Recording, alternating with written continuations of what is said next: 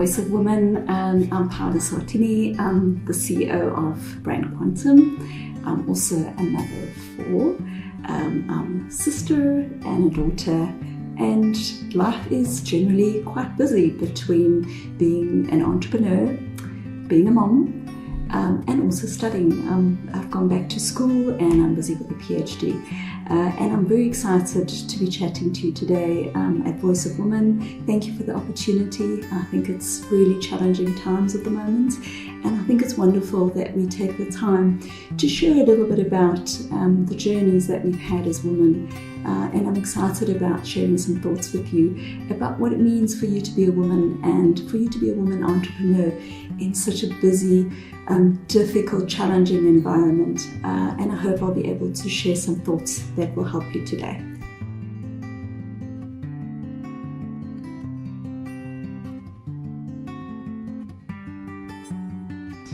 Oh, that's not an easy question to answer, what motivates one. But I think there are a few things that motivate me and have always motivated me from a young age. The first one is just being creative. I love being creative. I love coming up with new ideas. I love seeing things that can be improved, so new ways of doing things. It doesn't have to be major innovation, but sometimes, we just notice that people do things in a certain way and we wonder, gosh, how could they do that better? And I love doing that. I love finding new ways of doing things and making sure that today is better than it was yesterday. The second thing that motivates me is people, and just engaging with people and like-minded people who are positive, optimistic, and just seeing them light up when you solve a problem for them and they say, wow, Paula, I can't believe that you solved it this way, that you're so passionate about what you do. And that's really what motivates me. I love talking to people who want to create something new or who want to solve a problem, helping them to solve it, and then seeing how excited they get when we come up with a solution and often they are part of the solution too. But when together we come up with something better and we solve something, and when we use tools like technology, because that's really my forte, to really drive how we work and make things better, that really, really motivates me. And the other thing that motivates me is learning. I love learning. If I'm feeling slightly unmotivated or down, I always find that reading or learning more about a certain subject suddenly makes you motivated, because it's that curiosity of wondering about how things could be better that really is motivating. I find that extremely fascinating when we learn about new problems, different industries, and just learning about new things really motivates me.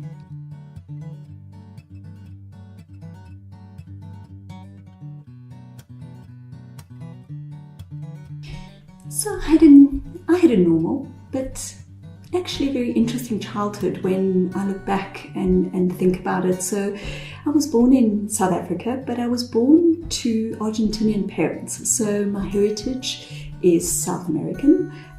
Both my parents are Argentinian. So I grew up speaking Spanish. And from my father's side, they're Italian and French, and from my mother's side, Italian and Spanish. And I grew up in South Africa for the first couple of years, and then we went back to Argentina, and I spent quite a bit of time there till I was 10. I think what was interesting was the cultural differences between the two countries. So being brought up in a Latin environment, the hierarchy of priorities is quite different. So work is something that comes actually second. So family and friends is very important to the Latin culture. So I grew up in a very loving environment. It wasn't about how much we had. It was about the friends and family we had in our lives. So I grew up with a lot of love, and I think that was important. Coming back to South Africa though, I was different. I had grown up speaking Spanish. I didn't know the language, and I was considered different in that I didn't have all the things that everybody had. And I guess looking back, it was a bit of an immigrant culture, if you like, or an immigrant way of being. And without knowing it, it really kind of helped me build resilience, I guess, because when you come to a different country and you're different, you have to try a lot harder. So I would go home, and my parents didn't understand the education system. They didn't understand, for example, Afrikaans, which was the second language, so they couldn't really help me with homework or my schoolwork. So my sister and I grew up knowing that we had to fend for ourselves, that we were responsible, and even though I had the support of my parents, they were not there to do it for me. I remember when I first got back to South Africa, I was 10, and I really wanted a kitten and a puppy. And my parents said, that's fine, but we are not going to do it for you. And I said, but I don't even speak the language. And they said, you'll figure it out. And they gave me 50 cents. And of course, there were no mobile phones. We didn't even have a telephone installed in the house. So I had to walk to the closest public telephone, and I found an advert in the newspaper, and I obviously somehow did manage to communicate, but I then found these kittens that were up for adoption, and I got a kitten. And so from a very early age, I was taught that if you wanted to do something, you were responsible and you had to do it for yourself. And that's one of the lessons, one of the key lessons that I've tried to teach my children. And, you know, number one is kindness. I try and teach them kindness. And number two is that they are responsible. And that was a hard lesson to learn, but one that being an immigrant in a different country, I had to learn that I didn't have excuses just because I didn't speak the same language, just because I'd missed out on some of the education the other kids had had. Well, that just meant that I had to work a little harder than everybody else. But certainly that was something I wasn't scared of. To this day, my parents work extremely hard. It's something I grew up with. I didn't realize that everybody else didn't work as hard. And that was really inculcated in the way my sister and I both work. My sister's very successful in her own right. And I think it's just not because we were taught to work hard, but because we saw it from our parents. So I often, you know, when people ask me, I say it's actually not about what you say, but about what you do. So watching my parents work really, really hard because they didn't have the opportunities that everybody else had. They came from a very, very small village in Argentina, 2 little small villages, and they immigrated to South Africa in the early 70s. They didn't speak the language, and they really had to fend for themselves. And I watched that as a child, and I think it really instilled the same kind of values, I guess, that, you know, no one was going to give it to me, no one was going to give me a handout, and that I needed to work a little bit harder, but that it was possible to get what I wanted in life, that I needed to know what I wanted, and just to be able to work really, really hard to be able to attain that. So that's kind of the value system that I grew up with. And so having obstacles was not something that would stop one from working. In fact, it was just another opportunity to try something new or to do things differently. So that was definitely something that shaped my position as a leader. I think the cultural difference has definitely helped me as a leader, because it's so important to understand diversity, understand that diversity comes in many forms, so that it's not just about race, but it's about gender. It's also about age, being respectful of the contribution that people with experience can bring to the table. I've always been very mindful of that. I think that age diversity is something that's often overlooked. And obviously understanding that, even though we have different backgrounds, if you can find that one thing that makes someone special and really help them to work on that rather than focusing on their negative aspects. I think that was really something that was shaped from having been brought up in a different, culturally different environment. So certainly lots of cultural aspects that shaped, kind of who I am today.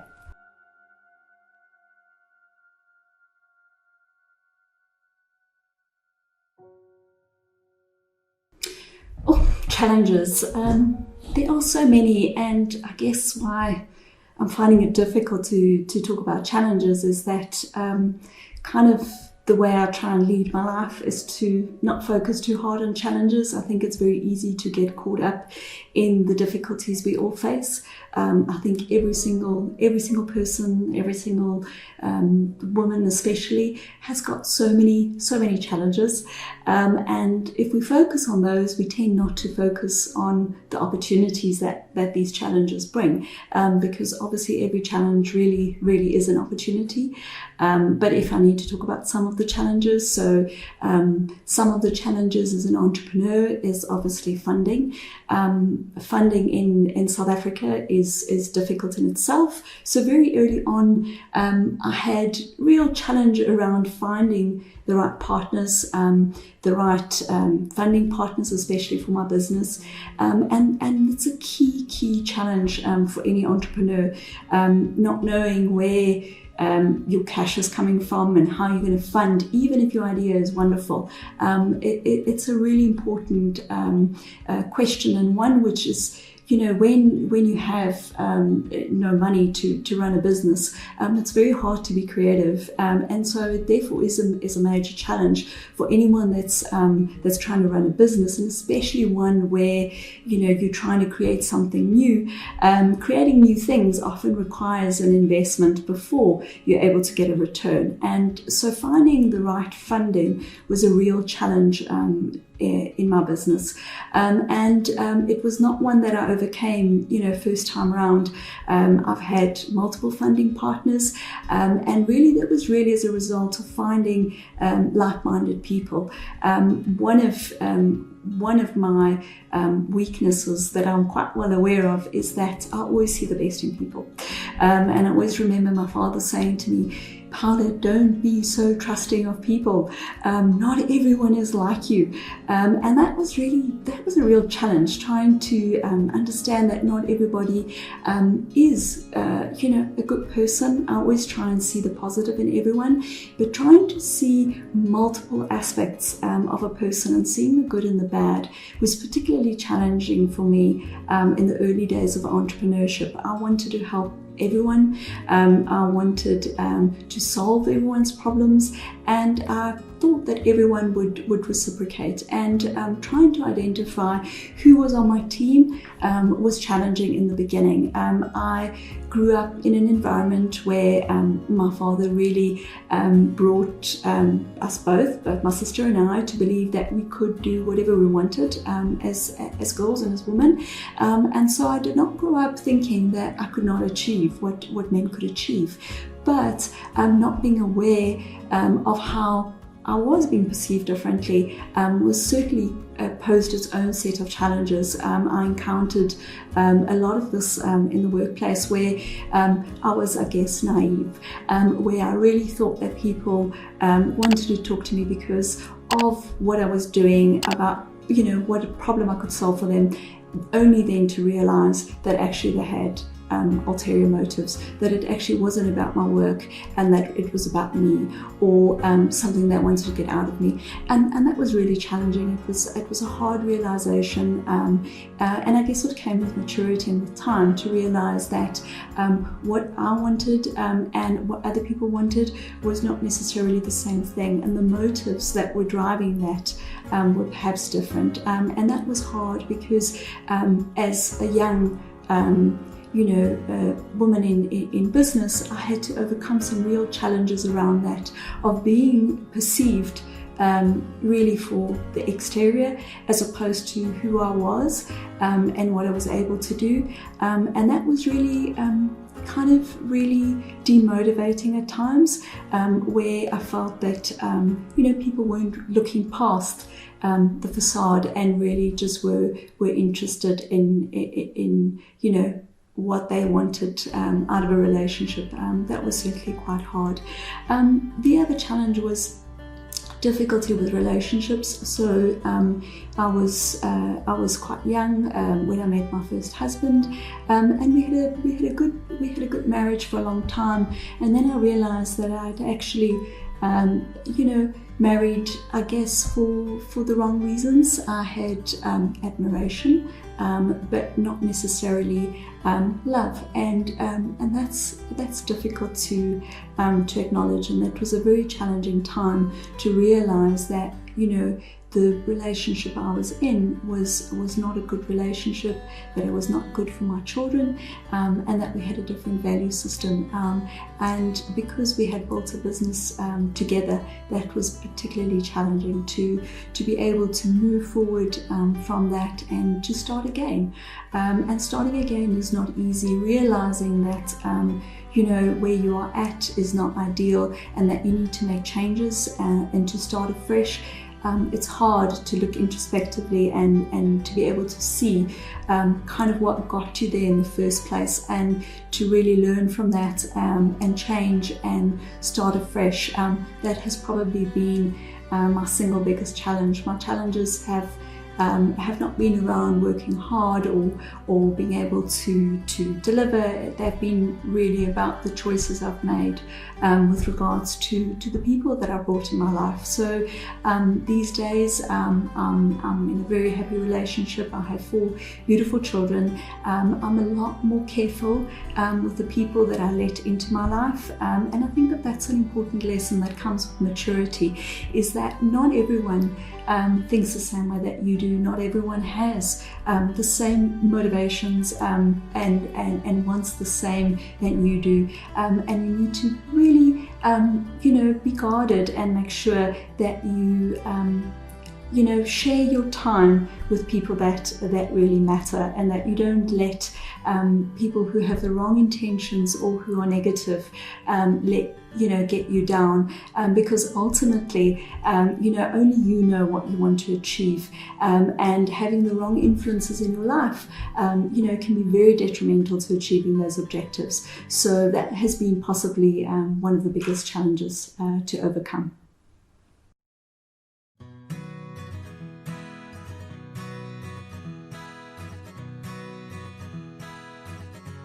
Well, now you've got me onto a question I love to answer. So I'm extremely passionate about what we're doing at BrandQuantum, which is really kind of to solve the challenge of creating brand consistency. And I've been really, really humbled over the last few weeks, especially with lockdown. There's been a particular focus on the use of technology to really help people working from home.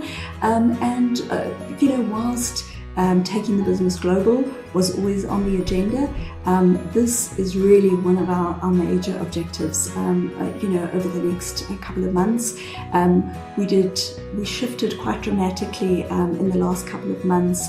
As lockdown started, we started looking at new ways of marketing the platform and of really testing whether what we had was different to what was out there internationally. And I've been amazed at the response that we've had from people who've said, we cannot believe that these products actually exist. And no one has said to us, you were in South Africa, what do you know about technology? In fact, I've had the opposite response. I've had a phenomenal response, and I think that's really what the focus is for the next couple of years, is to really take what we're doing globally and to be able to share what we do with people around the world. It doesn't matter what business you run, where in the world you are. It seems that these challenges are universal, and so our focus will be on continuing to solve the challenge of creating consistency and compliance in terms of how people work, and really being able to do that not only for kind of the larger businesses that we've been involved in, then being able to help right down to the smallest client. One of our new clients was a small business in Uruguay, and I found them kind of online by chance, and they said, Paula, we would love to try your products, but we think the business is too small. And I said, you know what, because you're one of our first international clients, I don't want you to pay me. I want you to try the products and see what you think. And that is often a lot more valuable than actual monetary gain. Being able to listen to what people say to you and giving you that feedback is priceless. And so we engaged, and when we got our first installation up and running, it was different country, different language, and it worked. And getting the feedback saying, you know what, this really has changed the way we work, that just made my day. And that's really what we focused on, is just really helping people to work in a better way, solving whatever brand consistency challenges they have, and that will be our focus, to really help people around the world, not just here but in other parts of the world. Different time zones, different cultures, we all share common challenges, and that's really what we want to be able to solve.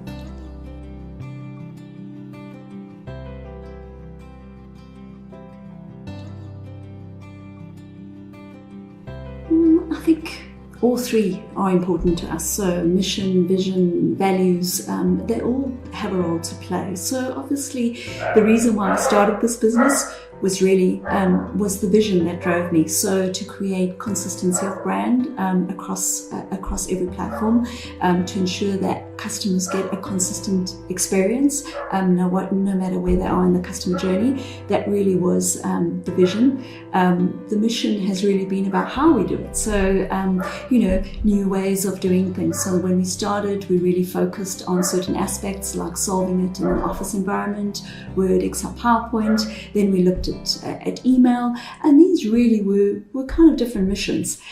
So all driven from the same vision of creating consistency, kind of no matter where or when people are working. But the value side of it is the interesting side. So, highly, highly important, and one that I didn't really think about, when I started the business, but not, kind of what you do and what you focus your time on in terms of vision and mission is important, but how you go about doing it and the values that you have as a business is really, really key, because that drives how people interact with you, how they perceive the business.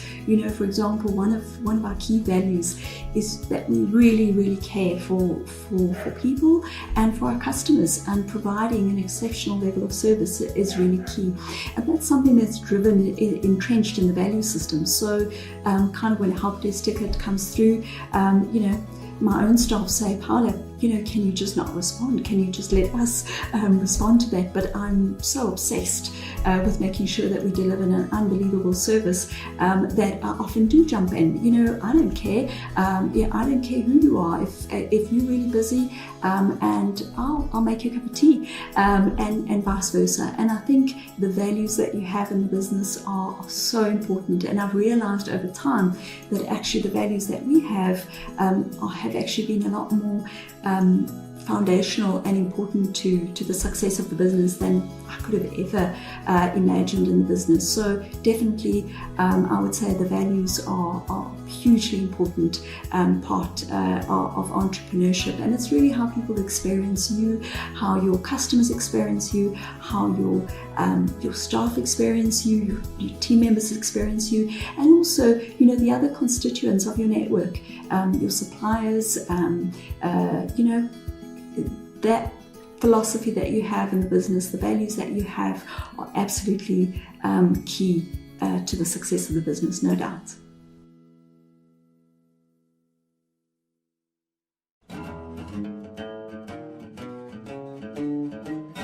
So I think my definition of success has certainly changed over time. Being a young entrepreneur, I was very driven to achieve, big financial success. I thought that was the measure of success.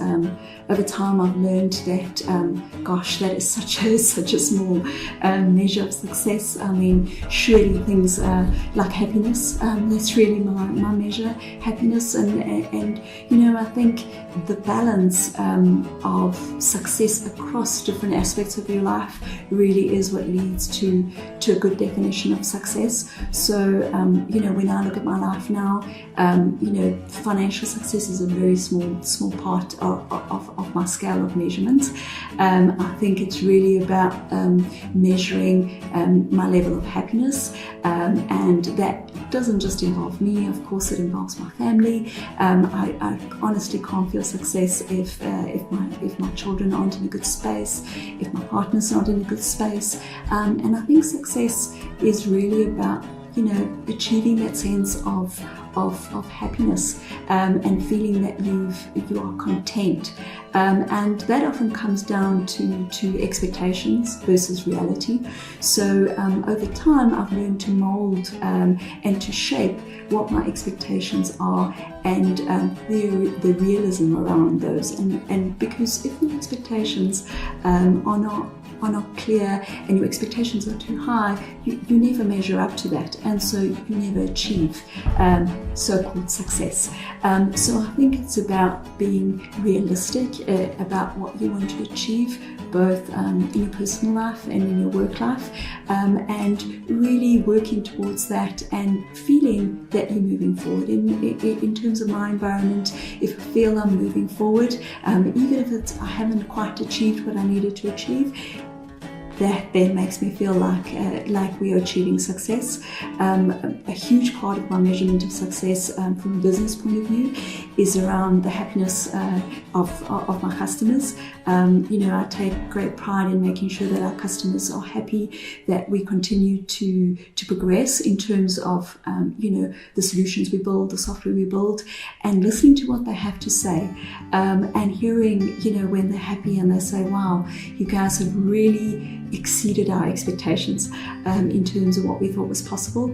That to me is success. Not so much kind of the financial gain out of it, but rather the sense that we've actually helped someone achieve what they needed to achieve. That for me is real success. And then maintaining relationships with the people that I love and the people that I value in my life. That for me is true success, because when I'm out of balance in terms of relationships, that I immediately don't feel like I'm achieving. And so the achievement comes from a sense of moving forward in all aspects of life, and in feeling that I'm a little closer to what I want to the end goal. That makes me feel like I'm achieving success. Failure, like challenges, is not something that I like to focus on, but obviously one needs to acknowledge when something hasn't gone well, and so asking for feedback and listening to the feedback is quite tough sometimes, but it's something that I've learned over time, that one really does need to listen, and if you take the feedback, you can often, it's just maybe one step back in order to get 2 steps forward. So failures are often, really, really important. They've been critical in terms of, for example, building the tech platform that we have. We've had multiple failures. The one product, Brand Mail, was rebuilt 3 times. It's a story that people often don't know. The first time it was built, it was one development team, and it really wasn't working, and I had to, despite all the funding, had to throw that out. The second time round, I poured huge amounts of funding into it, and the product was still not right.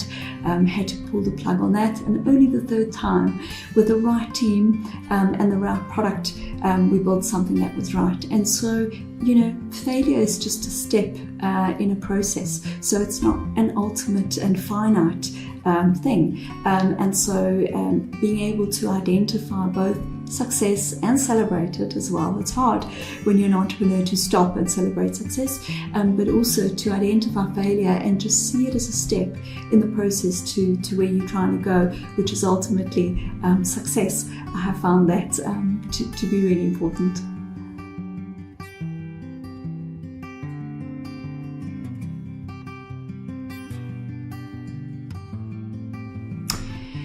Yes, the corporate world is still very much a male-dominated environment.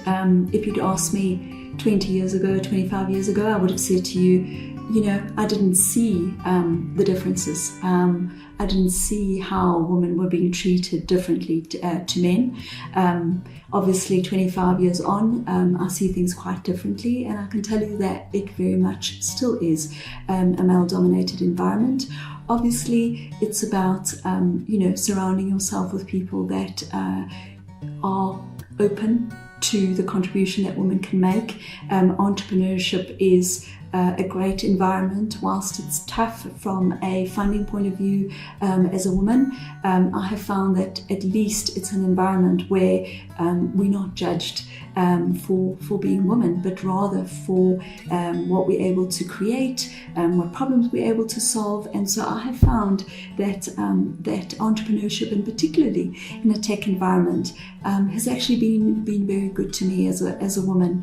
And even though I experience the differences between how men and women are treated on a daily basis, in fact, in technology, often, when I go and share what we do, it's often a very male-dominated environment, and I can see how I'm seen, perceived, treated differently versus Simon, who's our head of development, and I've come to realize that this is the environment that we're in.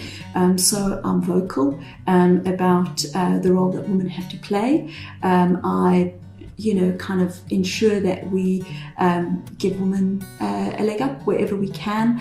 I celebrate other women. I think, when I come across other women who are successful, I just love engaging with other successful women, strong women, and especially entrepreneurs. But unfortunately, the differences are still there. The battle is not won, and it is something that we have to continue to work towards, to really continue to try and equalize this still traditionally male-dominated corporate environment.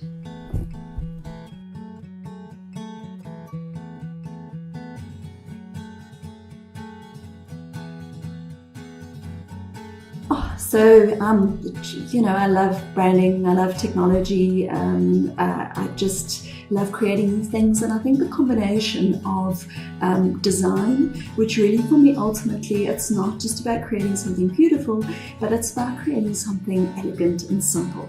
So I get really excited when I see simple, elegant, beautiful solution to a problem. I think there's always complicated ways of doing things, and there's simple, minimalistic and beautiful ways of doing things, and I think that that's when things work. The things that you don't even notice are beautifully designed is because they are so simple. So I'm really passionate about trying to solve branding challenges in a simple, sophisticated and beautiful way. It's what makes me get up in the morning. I just love it.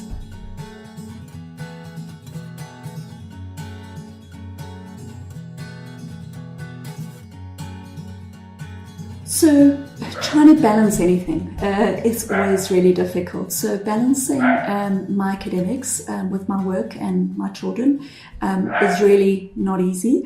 It's been challenging from the word, kind of from the get-go. This is the second time that I'm going through the PhD process. But I think what's different is that I've learned how to perhaps not so much to prioritize, because kind of everything's important, but how to see the contribution of each of those aspects towards a kind of a common goal. So let me just unpack that. So, when I first attempted my PhD, I kind of tried to carve out space and time to do it, and it was sort of in conflict with what I was doing from a work point of view. But my perspective on that has changed, and I see my academics and my learning as enhancing what I'm doing, because I often find that when I'm reading, about a particular topic, so for example, whether it's customer privacy or customer experience, I find that when I go back to what I'm doing from a work point of view, I can just infuse my work with that new thinking and that new learning. So I don't view my academics as kind of being in conflict with my work anymore. And since taking sort of just a different approach, I find that that's been a lot better to balance. And the same with regards to my family and my kids. I've learned amazing things from my kids. They like to educate me as well in a whole lot of different aspects. You can imagine having 4 teenagers is challenging in itself. But the conversations I have with my kids about just what's going on in the world, are so important, really, to infuse back into what I do, because understanding markets, understanding needs is really only possible when talking to people. And I find that kids, teenagers, adolescents have tremendous value to add. And so the time that we spend together as a family and even discussing things it is hugely rewarding. My daughter, for example, had to do a talk at school, and she did it on women and on equal pay. And I was kind of like, oh, it's amazing. And I realized that perhaps there's a little bit that she's kind of gained from seeing mom as an entrepreneur, and that's really rewarding. Not just kind of being rewarded by customers, but actually seeing how your kids actually learn from you as well. And it's obviously they learn bad things as well, but hopefully some good things have passed on to them too. And I think the balance really, when you see it as the one helping the other, that then helps to make it possible.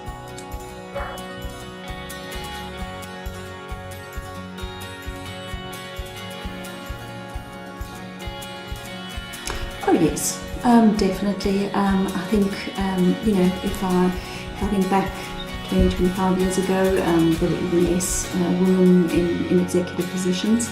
Certainly, women empowerment is definitely making a difference. Just not fast enough. Perhaps it's part of my type A personality that I want to see things move forward a lot quicker. It is helping. We have to continue to empower women. In fact, to empower all diversity. But we just need to keep going, because in my book it's not going fast enough, and I would like to see an environment, a work environment, where we really are all treated as equals, and that's not going to happen unless we continue to focus on women empowerment as a major imperative in business.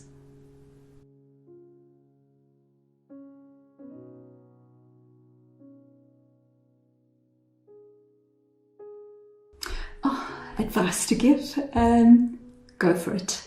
I wish that I had done something sooner, faster. I think you've really got to believe in what you're doing, wherever you're at. It doesn't matter how young, how old you are, how much you've studied, how much you haven't studied, how much funding you have, how little funding you have. If you believe that you've got something that really is going to help people and is going to change the world, then you go for it. That's really my key message. Don't hold yourself back. Don't wait for a better time. Don't think that if you have more education or learn something else or get someone to partner with you, that things will improve or that things will get better. Just do it. Just start. You can start one step at a time. The pieces don't fall into place straight away, but if you start one day at a time, really focused on that one thing that you really believe you want to do and that can change the world, you can do it. You can. And that's really my piece of advice. Don't hold yourself back. Don't wait for a better time. Do it now. You can.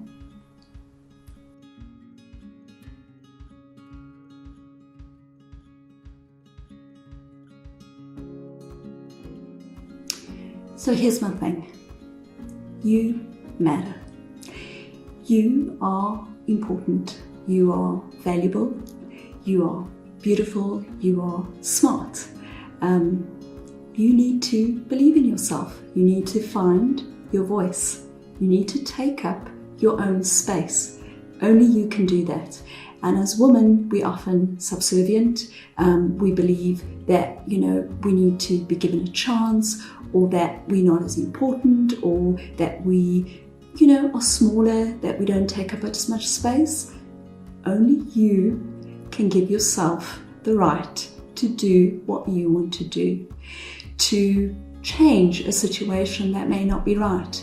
It's hard to perhaps even look at a relationship you're in and to really make that step and decide that you are not in a good space, or that you are in an uncomfortable space.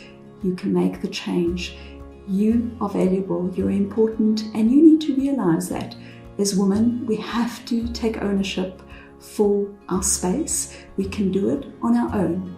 We are smart enough, we're educated enough, and we need to just acknowledge that we are as important, as every other human being on the planet. So the only way that this happens is if we stand up straight, we look ourselves in the mirror, and we say, we are important, we are valuable, we matter, we are loved, and we can do it. So my message to you today is to really take up your space.